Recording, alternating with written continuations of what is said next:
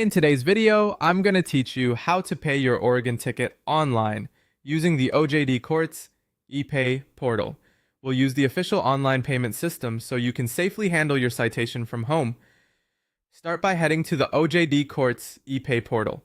If your citation was issued in Multnomah County, also check the Multnomah County Court Payments page for county-specific guidance and any local notes that could affect your payment.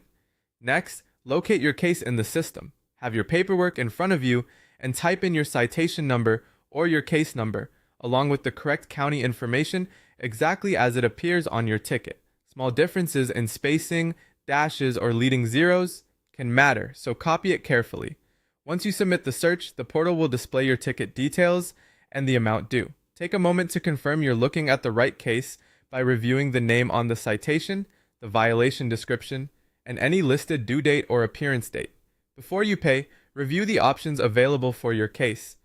Depending on eligibility, you may be able to pay the fine, request a reduction, contest the citation, or ask for traffic diversion or safety school. Keep in mind that paying online typically records a no contest plea, which means you are not disputing the charge and you're giving up a hearing on the citation. If you plan to contest the citation or seek a reduction, choose those routes in the portal instead of proceeding directly to payment. Check any deadlines shown on the screen so you don't miss your window to act. If you decide to pay online, proceed to check out. The portal usually accepts Visa, MasterCard, Discover, American Express, and debit cards. Make sure your card has sufficient funds and that your billing address is entered accurately. Some transactions may include a convenience fee, so review the total before you confirm. Enter your information carefully and submit the payment once to avoid duplicates.